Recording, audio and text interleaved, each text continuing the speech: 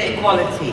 This remarkable young woman has probably played as big a part in the consciousness of your generation as any other figure in the entertainment world. A UN Women Goodwill Ambassador, and she launched He for She campaign, calling on men to advocate for gender equality, which is probably, and I agree with this, the biggest step that needs to happen in order for progress to be made on women's equality. She has the honor this year of a One Young World Scholarship in her name, bringing together gender equality advocates from around the world. Would you please welcome, with her scholars, Emma Watson.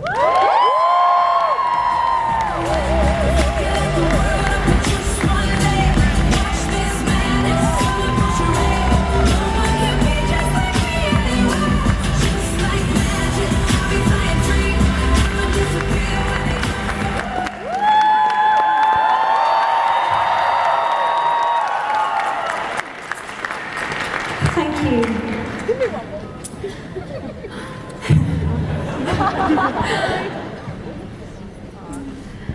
2 years ago, I launched a campaign called He for She at the UN in New York.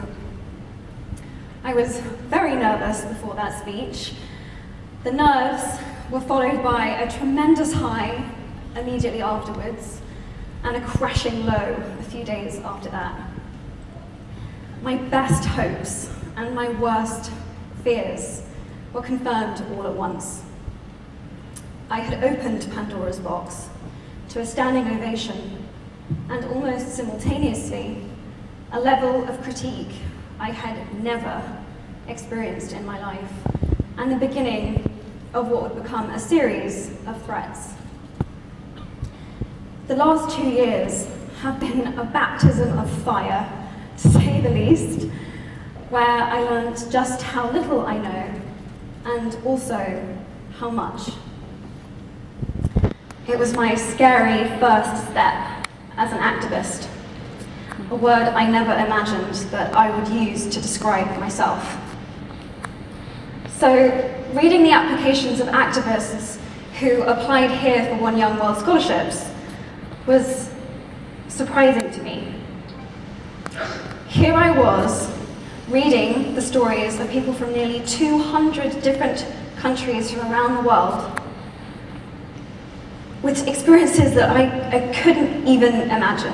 I mean, I really just, they were so out of this world to me. And yet, their notes looked like my notes. The same themes emerged over and over and over again. There was so much overlap with the things that I had been thinking about and that I had been struggling with. Because the truth is, it had never been about being an activist. It was about the choice to make myself visible, and the choices that you made to do that too.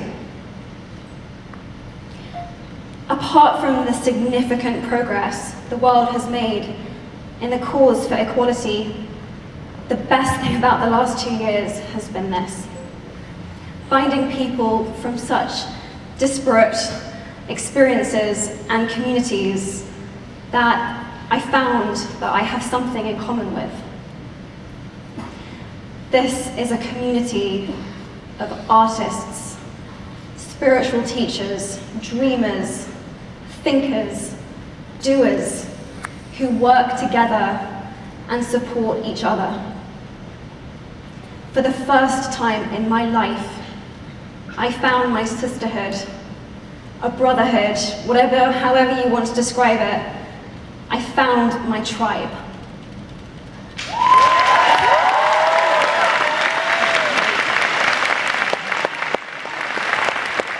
My hope for you, while you're here, is that you will find some of your tribe too. I really needed mine. Bobby Kennedy, when he was Senator for New York, said, "Each time a man or woman stands up for an ideal or acts to improve the lots of others, or strikes out against injustice. He sends forth a tiny ripple of hope.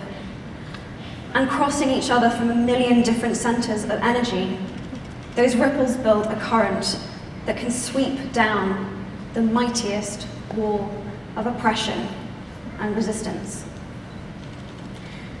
That's what we are doing.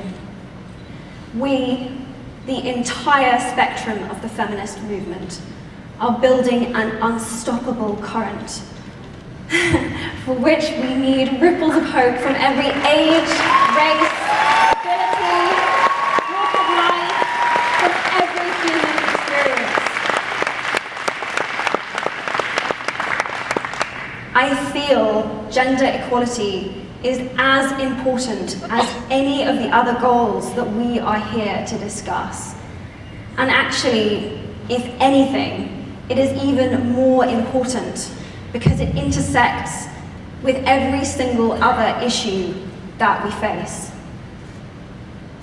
We all have feminine and masculine energies within us.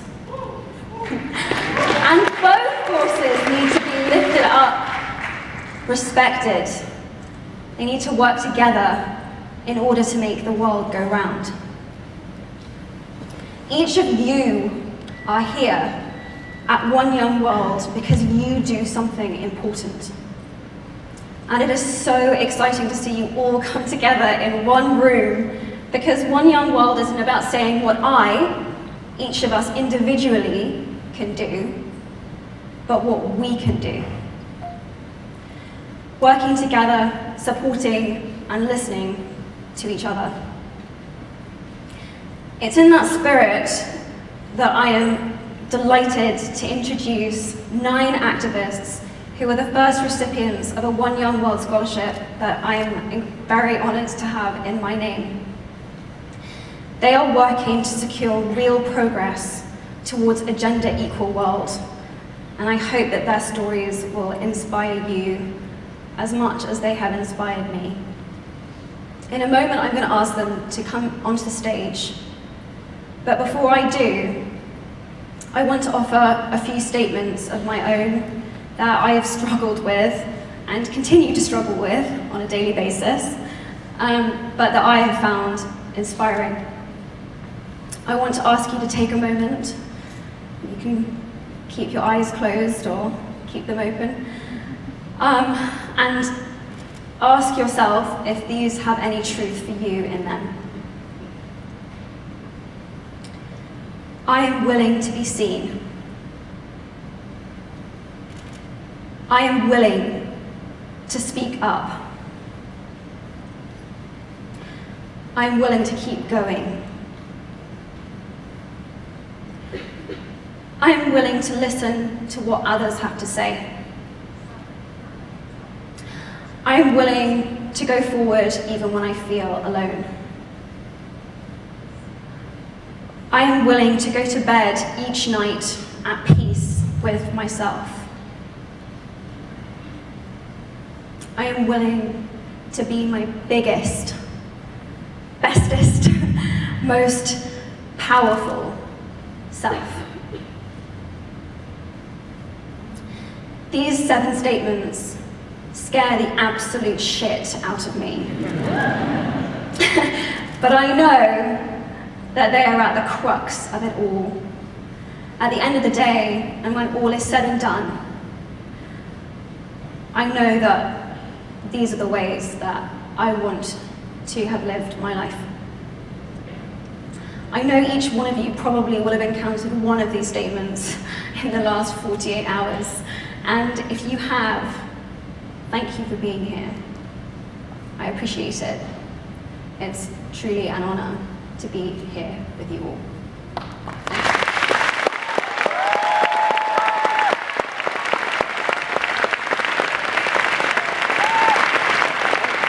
And now I'd like to introduce the 9 amazing activists for gender equality.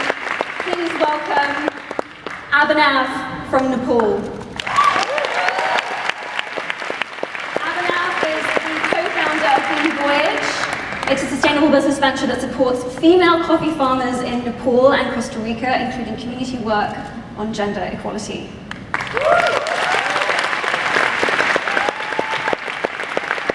I would like to welcome Aminka, a Canadian from Jamaica.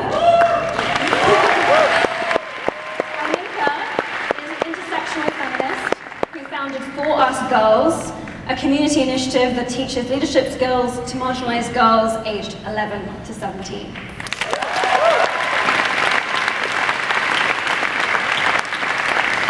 I'd like to introduce Carlos from Mozambique.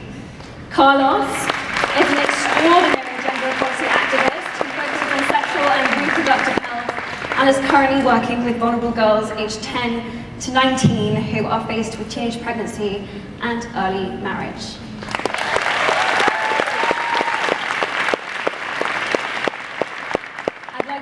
Aldine from Angola.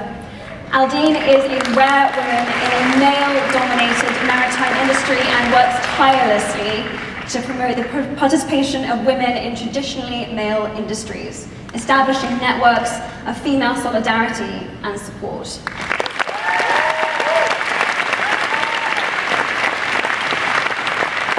Johannes from Cameroon, come on out.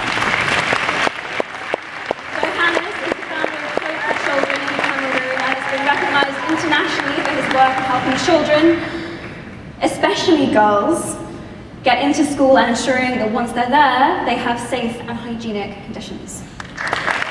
He spoke last week in New York at our history event, and he did. He was ace. Karen, where are you, Karen? Karen is from Honduras. Karen is the co-director of the Leadership Center for Women with Purpose, working to improve the lives of women, helping them to discover and make use of their talents.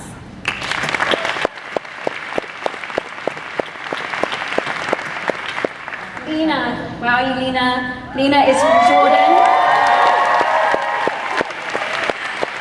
Lena is the founder of She Fighter, which is training women in Jordan and soon all over the Middle East in self-defense to combat high rates of domestic abuse.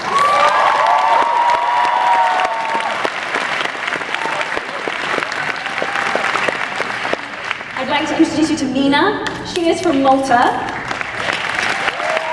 Mina is a trans activist who ran grassroots organizations in Malta and is now using that experience to support trans-led organizations in their campaigning and lobbying across Europe.